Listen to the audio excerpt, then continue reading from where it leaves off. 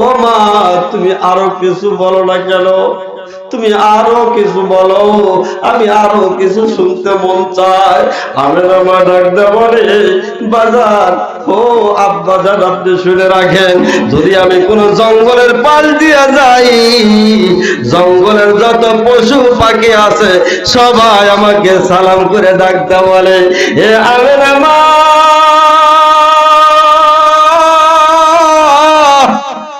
তোমার কপালটা এতই ভালো রে মা, তোমার গর্বে বিশ্ব নবী মুস্তাফা। আজানটা আমার, সেই নবীর মার নাম ছিলেন আমেনা, বাবার নাম কি ছিলেন জানো? আব্দুল্লাহ। দাদার নাম ছিল আব্দুল মুত্তালিব, আর চাচার নাম ছিল আবু তালিব।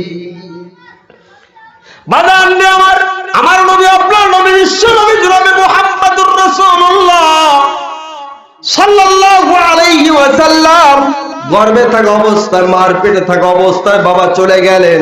আহারে, জন্ম লাভ করলেন, দুনিয়াতে আগমন হইলেন। আগমন হওয়ার পরে নবী যখন একটু বড় হওয়া শুরু করলেন, আল্লাহর নবীর মা দুনিয়া থেকে চলে গেল। মা দুনিয়া থেকে চলে গেল, বাবাও নাই, মাও নাই, এর চাইতে অসহায় আর কেউ আছে বাজার? আমার নবী, আপনার নবী, বিশ্ব নবী জনাবে মুহাম্মদুর রাসূলুল্লাহ সাল্লাল্লাহু আলাইহি ওয়াসাল্লাম মাও নাই, বাবাও নাই। যার মাও নাই, বাবাও নাই, যার দুনিয়াতে কেউ নাই, তার কে আছে বাবা? وتعز من تشاء وتذل من تشاء بيدك الخير إنك على كل شيء قدير। আল্লাহ যাকে ইজ্জত দেন, আল্লাহ যাকে সম্মান দেন, দুনিয়ার সমস্ত মানুষ যদি একত্রিত হইয়া বেইজ্জতি করতে চায়, আর আল্লাহ যদি কয় আমি তাকে ইজ্জত দেব, কোনটা সঠিক হবে বাজান? আল্লাহ রাসূল মাও ছিল না, বাবাও ছিল না, আল্লাহ পাক জানা দিলেন নবী মুহাম্মদ, আপনার কোনো টেনশন নাই, আপনার সাথে যদি কেউ না থাকে, আমি রব আপনার সাথে আছি। আল্লাহকে যারা বেসেছে ভালো, দুঃখ কি আর তাদের থাকিতে পারে, হতাশা কি আর তাদের থাকিতে পারে? কথা বলেন ঠিক না ব্যাঠিক? যারা মুখে নিয়েছে আল্লাহর বাণী, যারা মুখে নিয়েছে কোরআনের বাণী, হতাশা কি আর তাদের থাকিতে পারে, দুঃখ কি আর তাদের থাকিতে পারে? আল্লাহকে যারা বেসেছে ভালো, দুঃখ কি আর তাদের থাকিতে পারে, হতাশা কি আর তাদের থাকিতে পারে? কথা বলেন ঠিক না ব্যাঠিক? আমার নবীর সাথে কে ছিল বাবা? কথা কয় না, আল্লাহ উচ্চারণ করলে কি গুনাহ মনে? আল্লাহ জোরে কর না, কে ছিল? আল্লাহ ছিলেন নবীর সাথে। আর দুনিয়ার সমস্ত মানুষ যদি আল্লাহর নবীর সাথে থাকে, আর দুনিয়ার সমস্ত মানুষ যদি এন্টে হয়ে যায়, তাহলে নবীর কোনো ক্ষতি হবে নাকি? বাজান আমার, আল্লাহর নবীর মাও চলে গেলেন, বাবাও চলে গেলেন, তারপরে আল্লাহর নবীর ছায়া হিসেবে রইলেন তার দাদা আব্দুল মুত্তালিব। আব্দুল মুত্তালিব কেমন মহব্বত করতো বাজান? আমার নবীকে অত্যন্ত বেশি মহব্বত করতেন। আল্লাহর নবী যখন ধীরে ধীরে বড় হওয়া শুরু হয়ে গেল, যখন অনেক বড় হয়ে গেলেন, 20 পার হয়ে গেলেন, ও বাজান এক সামান্যকে পরিণত হয়ে গেলেন, একদিন হঠাৎ করিয়া আব্দুল মুত্তালিব তার সন্তানদেরকে ডাক দিয়া বলতেছে, সন্তানেরা রে শুনে রাখো, এই মুহাম্মদ এমন একজন মানুষ তোমরা কেউ চেনো না, আমি চিনি। মুহাম্মদ কে? তোমরা কেউ চেনো না, আমি চিনি। কেউ জানো না ওকে, তোমরা কেউ জানো না, আমি জানি। এই মুহাম্মদ কোন মুহাম্মদ? যেই দিন গর্ভে ধারণ করেছে ওই দিন থেকে তার নমুনা হয়েছে। এই মুহাম্মদ কে হবে? তোমরা কেউ জানো না, আমি জানি। কে পারবা? আমার তো সময় শেষ হয়ে গেল, হয়তো আমি আর এই দুনিয়াতে থাকবো না। আমার মুহাম্মদকে কে দেখাশোনা করতে পারবা? আল্লাহর নবীর চাচা আবু তালিব ডাক দিয়ে বললেন, আব্বা জান, কেউ যদি না পারে আমি পারবো। আমার মুহাম্মদ, আমার ভাতিজা, আমার ভাই চলে গেছে। আব্বা জান, মুহাম্মাদের মাও চলে গেছেন, আপনিও চলে যাওয়ার জন্য প্রস্তুতি হয়ে গেছেন। আব্বা জান, আমার উপর আপনি বিশ্বাস রাখেন, আমার উপর আপনি আস্থা রাখতে পারেন। আপনার চাইতে কম মুহাব্বত আমি করব না। আমার মুহাম্মদকে নিজের সন্তানের মতো আমি দেখব। মুহাম্মদকে আমি ভালোবাসবো। আবু তালেবের স্ত্রী ডাকতে বলল, আব্বা জান, আমার সন্তান, আমার যে সন্তান আছে তার চাইতে আপনি বিশ্বাস রাখতে পারেন, তার চাইতে আমি ইয়াতিম মুহাম্মদকে নিজের সন্তানের চাইতে বেশি মুহাব্বত করব। ভাইজান করছেন কি করেন নাই? করছেন। আল্লাহর নবী জনাবে মুহাম্মদুর রাসূলুল্লাহ সাল্লাল্লাহু আলাইহি ওয়াসাল্লাম ধীরে ধীরে বড় হওয়া শুরু করলেন। তার দাদাও চলে গেলেন, তার দাদা দুনিয়াতে নাই, বাবাও চলে গেছেন, মাও চলে গেছেন। তার মানে দাদা নাই, বাবাও নাই, মাও নাই। এবারে আল্লাহর নবী তার চাচার কাছে লালিত পালিত হন। চাচা এমন মুহাব্বত করেন। একদিন আবু জাহেল আল্লাহর নবীকে একটু মার দিয়েছিলেন। কথা বলেন ঠিক না ব্যাটি? এই কথাটা শুনেছিলেন আল্লাহর নবীর চাচা, আল্লাহর নবীর চাচি মার খা, আল্লাহর নবী কোনোদিন প্রতিহত করেন নাই, অ্যাকশন নেন নাই। কথা বলেন ঠিক না ব্যাটি? মারছে, মারছে ভালো, মারলে পরে একজন মারছে, সে আরো কি করছেন, তাকে আদর যত্ন বেশি করতেন। আরে কি আদর্শ, কি আদর্শ, কি মহব্বত, কি ভালোবাসার মানুষ আমরা পাইছি। আমাদের বাপ কত সুন্দর, কিন্তু আমরাই তো ভালো না। কথা বলেন ঠিক না ব্যাটি? বাদান দে আমার আল্লাহর নবীর চাচি দেখতেছে আল্লাহর নবীর মন খারাপ। কি হয়েছে বাবা? বাবা মুহাম্মদ, তোমার কি হয়েছে? কয়, চাচি আম্মা, আমাকে আবু জেহেল মারছে। আবু জেহেল আমাকে মারছে। কয়, বাবা তুমি বসো, তোমার কাকা আসো। বলতে তার মানে আবু তালেব বাড়িতে আসে। আবু তালেব বাড়িতে আসার সাথে সাথে বলছে, মুহাম্মদ কেউ খানার জন্য ডাক দাও। একসাথে ছাড়া একক তো খানাও খান নাই। আল্লাহর নবীকে ছাড়া চাচা কোনোদিন একক তো খানা খান নাই। ততক্ষণ পর্যন্ত মুহাম্মদ না আসতো, ততক্ষণ পর্যন্ত আবু তালেব খানাতে বসেন নাই। এবারে ডাকে আসে না। কি হয়েছে আমার মুহাম্মাদের? কয়, আমার মুহাম্মাদের কি হয়েছে? তাড়াতাড়ি মুহাম্মদকে ডাক দাও। কয়, মুহাম্মদের জ্বর উঠেছে। কয়, কেন জ্বর উঠছে? কয়, আবু জেহেল মারছে। আহারে আবু তালিব কি করছেন? তলোয়ারটা বের করে বলছে, যতক্ষণ পর্যন্ত এই মুহাম্মদকে মারার প্রতিশোধ আমি না নিতে পারবো, ততক্ষণ পর্যন্ত আমি খানার হাত লাগাবো না। মুহাব্বত করতেন, এত মুহাব্বত করতেন, এত ভালোবাসতেন। 10টা পর্যন্ত না, 10টা পর্যন্ত প্রথম বক্তব্য আসছে, প্রথম বক্তব্য আসছে না। বাজান রে আমার, বাবার আমার, ও যুবক ভাইয়েরা রে,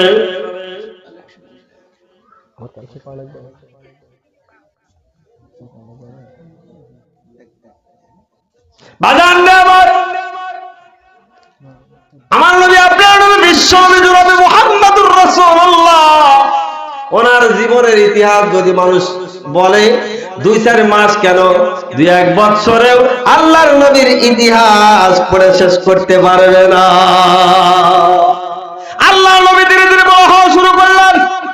এদিকে হঠাৎ করে তাকা দেখতেছেন, একদিন আবু তালিব তাকা দেখতেছে আল্লাহর নবী বসে আছে, কেমন যেন টেনশন করেন।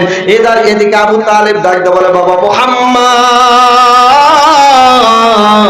তোমার দিকে তাকায় কেমন যেন আমার ভালো লাগে না, মনে হয় তুমি কোনো টেনশন করো, কোনো কিছু ফেকের করো। ভাই চাচা মিয়া তার মানে ডাক দে বলে, চাচা ও চাচা, আমার বাবাও নাই, মাও নাই, দাদাও নাই, আমি টেনশন করি, এটাই আমার কাজ।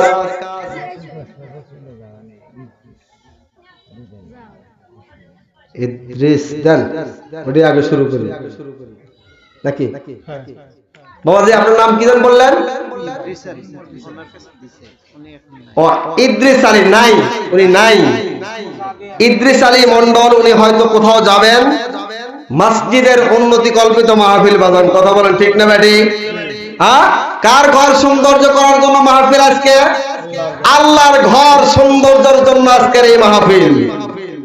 আল্লাহর ঘর যদি সুন্দর হয়, অবশ্যই যারা সুন্দর করবেন, যাদের পরামর্শ, যাদের মেধা, যাদের বুদ্ধি, যাদের পরামর্শ, টাকা পয়সা দিয়ে যারা আল্লাহর ঘর সুন্দর করবেন, মনে রাখবেন, মনে রাখবেন, অবশ্যই আমার কবরের ঘর এবং জান্নাতের ঘরটা সুন্দর হবে। আল্লাহর এক বান্দা 500 টাকা দিয়েছেন, আলোচনা চলা যায়, কি বলেন? কালেকশন করবেন। আজকে একজন দুইজন করলে বেশি টাকা গুলো ছিঁড়া যায়, তাই না? বাজানটা আমার যে কথা বলতেছিলাম, আল্লাহর নবী জনাবে মুহাম্মদুর রাসূলুল্লাহ সাল্লাল্লাহু আলাইহি ওয়াসাল্লাম বসে আছেন, গম্ভীর হয়ে বসে আছেন, কেমন যেন টেনশন লাগে, কারণ বড় হইতেছে তো, এখন বুদ্ধি তো অনেক হয়েছে। চাচা জিজ্ঞাসা করে, আবু তালেব জিজ্ঞাসা করলেন, ও ভাতিজা মুহাম্মদ, তোমার দিকে তাকায় কিন্তু আমার ভালো লাগে না, তোমার মনটা কেমন ধর খারাপ দেখি। ডাকতে বলে, চাচা কি জন্য খারাপ আপনি জানেননি? আপনি মনে করেছেন আমার বাবা নাই, আমার মা নাই, আমার দাদা নাই, এই টেনশন আমি মন খারাপ করি না, না না, এই টেনশনে আমি মন খারাপ করি না। আমার একটাই টেনশন, আমার যে রব আমাকে বানাইছেন, যে আল্লাহ আমাকে বানাইছেন, সেই আল্লাহকে কবে ধরতে পারবো, সেই আল্লাহকে কবে পাবো, এই টেনশনে আমি ব্যাকুল হয়ে আছি গো চাচা, অন্য কোনো টেনশন আমার মধ্যে নাই। ও বাজার, আল্লাহ রাসূল তার চাচার কাছে থাকতে বলেন, চাচা আর আমি বেকার থাকতে চাই না, এখন একটা কাজ আপনার কাছে চাই, আপনার কাছে একটা আবদার করতে চাই। কি আবদার করবো বাবা? চাচা গো, যদি কোনো মানুষ বেকার বসে থাকে, তাকে শয়তান ধোঁকা দেয় কি দেয় না? হ্যাঁ, দেখবেন আপনারা চাষতলে বসেন, আপনাদের এলাকা আছে কি জানি না, কিছু মানুষ আছে সারাদিন তার কাম হলো চাষতলে বসে থাকা আর মানুষের বদগেলা গাওয়া, মানে শয়তান। আল্লাহ রাসূল বলতেন, আহাব্বুল বিলাদি ইলাল্লাহি মাসাজিদুহা ওয়া আবগাদুল বিলাদি ইলাল্লাহি আসওয়াকুহা। দুনিয়ার মধ্যে শ্রেষ্ঠ জায়গা হলো মসজিদ, আর সবচেয়ে নিকৃষ্ট জায়গা হলো বাজার। কথা বলেন ঠিক বললাম না ভুল বললাম? আল্লাহর নবী জনাবে মুহাম্মদ রাসূলুল্লাহ সাল্লাল্লাহু আলাইহি ওয়াসাল্লাম বলেন, চাচা আপনার কাছে একটা আবদার রাখলাম, আমি আর বেকার থাকতে চাই না, আমি একটা চাকরি চাই, আমাকে একটা চাকরির ব্যবস্থা করিয়ে দেন। আমি একটা চাকরি করতে চাই, এখন আমি বড় হয়েছি, আমি একটা কর্মস্থলে যাইতে চাই, আমি বেকার বসে থাকতে চাই না, চাচা আমার জন্য একটা চাকরির ব্যবস্থা করেন। বাজানরে, আল্লাহর নবীর চাচা আবু তালেব চিন্তা করলেন, এখন তোমাকে কোথায় চাকরির ব্যবস্থা করে দেব? একদিন সকালবেলা আমার দিনের নবীকে ডাকতে বলে, চাচা ডাকতে বলল, বাবা মুহাম্মদ চলো যাই, এই মক্কা নগরে একজন মহিলা মানুষ আছে, যার ইন্ডাস্ট্রির অভাব নাই, যার আন্ডারে হাজার হাজার মানুষ কাজ করে, তার টাকার অভাব নাই, বাড়ির অভাব নাই, গাড়ির অভাব নাই। একজন মহিলা এই মক্কা নগরে আছে, যে মক্কার মধ্যে সবচাইতে ধনাঢ্য মানুষ। এই মক্কা নগরে চলো যাই, তার কাছে যাই, যা দেখি একটা চাকরির ব্যবস্থা করে দিতে পারি কিনা। শুনবেন? তাহলে সারা রাত নাকবো, সারা রাত থাকবেন। ও আমি যদি বলতে পারি আপনারা থাকতেও পারবেন, আর একদিন দাওয়াত দিয়ে, আর আছে 15 মিনিট, আর কালকে দাওয়াত দিবেন। আল্লাহ আল্লাহ আল্লাহ বাজান আমার আল্লাহর নবীর চাচা সকালবেলা আল্লাহর নবীকে ডাক দিলেন, বাবা মুহাম্মদ চলো বাবা চলো, আজকে তোমাকে একজনের বাড়িতে নিয়ে যাব, একজনের বাসায় নিয়ে যাব, কারণ বড় লোকদের বাসায় নিয়ে গেলে তো আশা করা যায় কি যায় না। চলে গেলেন মা খাদিজার বাড়ি। কার বাড়ি? সুবহানাল্লাহ বলবেন না? কার বাড়ি চলে গেলেন? চাকরি নেওয়ার জন্য কার বাড়ি চলে গেলেন? দেখা নবীর মুজিজা ধন্য হইতেন বিবি খাদিজা, শেষ মুহূর্তে জীবন যৌবন করিলেন অর্পণ। আল্লাহর নবী দিনের নবী গো, আপনি নবী আমার জীবনের জীবন। মা খাদিজার বাড়িতে নিয়ে চলে গেলেন, যার দরজায় গেটে আঘাত করলেন, গেটে চলে গেলেন। যাওয়ার পর মা খাদিজা আস্তে আস্তে করে, কারণ ধনাঢ্য মানুষ তার বাড়ির গেটটা উন্নত হয় না, নরমাল হয়, ওপর তালা থেকে আস্তে আস্তে টক টক টক টক করে নেমে আসে।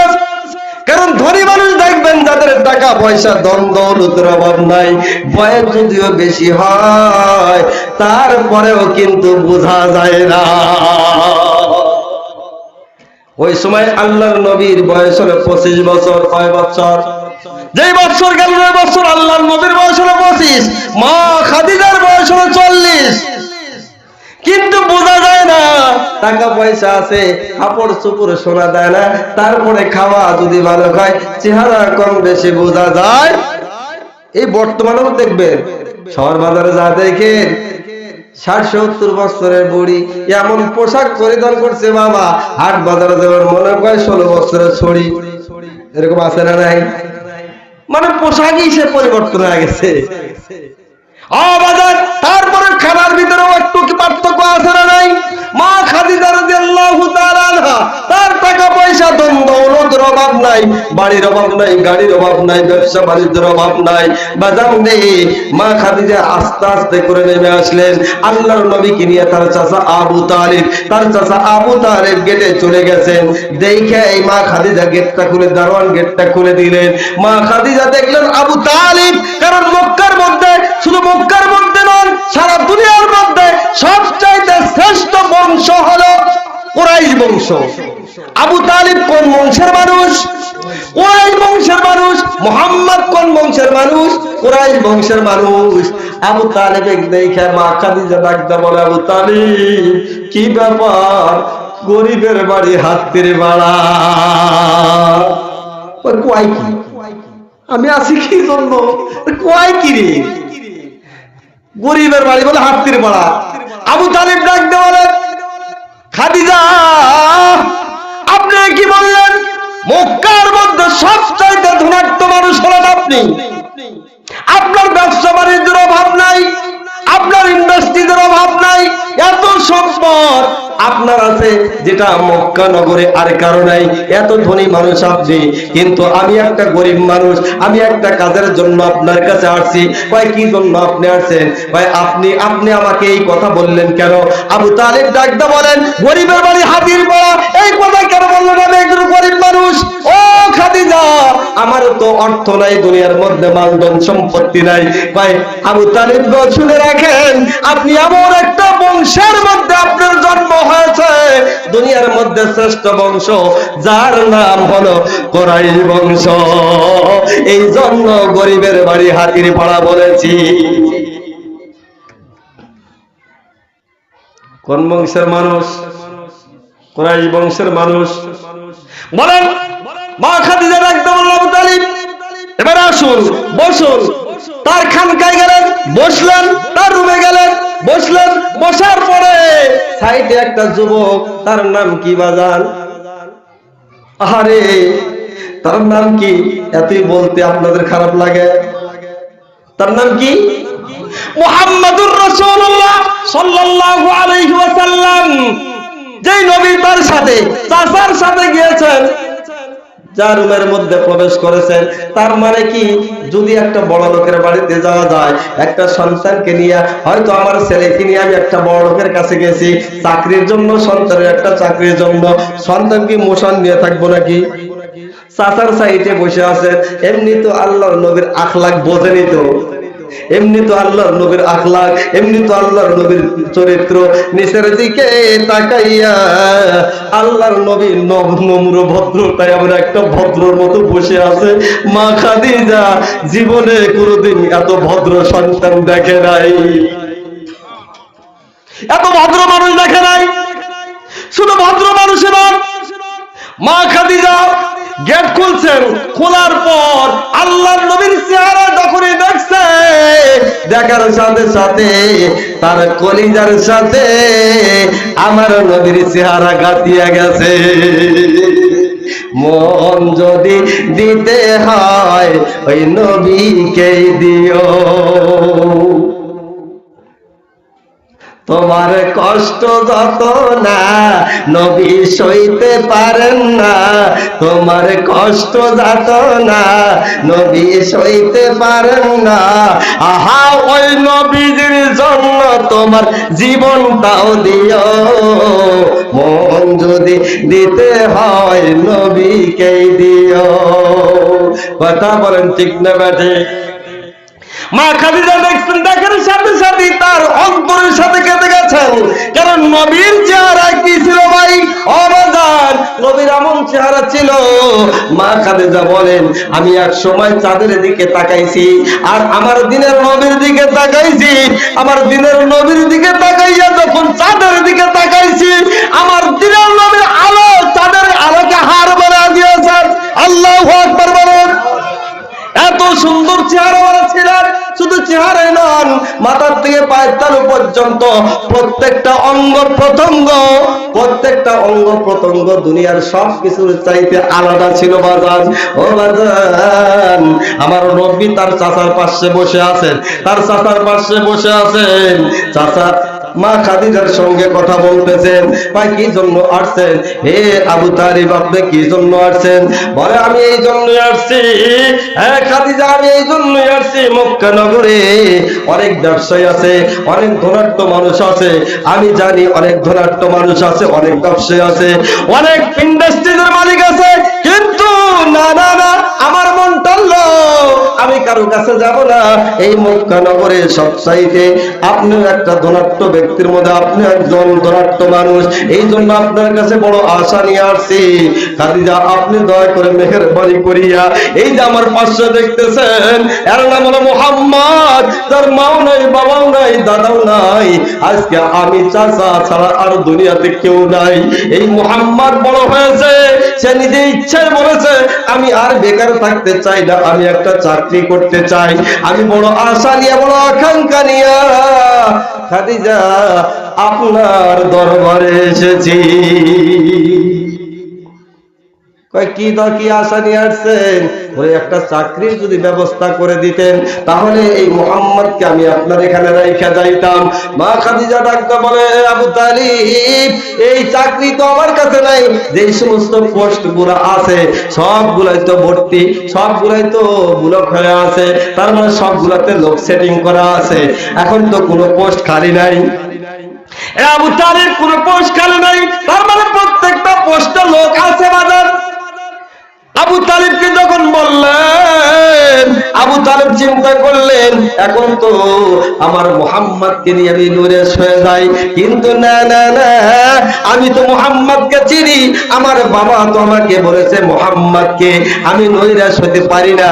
এই জায়গাতে তার বিশ্বাস আছে, এই জায়গাতেই মুহাম্মদের ঠিকানা হয়ে যাবে।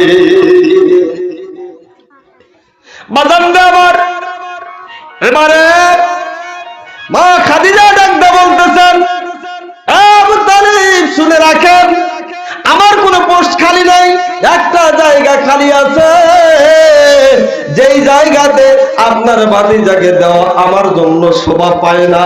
ভাই কোন জায়গাটা খালি আছে? ভাই আমার একটা বকরির রাখাল, একটা বকরির পাল আছে, সেই পালের রাখালটা অসুস্থ হয়ে বাড়িতে গেছে, ওইটাও খালি নাই, কিন্তু কিছুদিনকার জন্য খালি হয়ে গেছে। ভাই কেমনে খালি হয়েছে?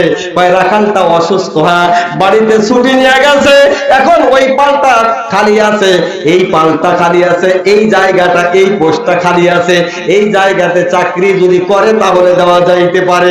কিন্তু না না না, আমার মানে না, আমার অন্তর এটা চায় না।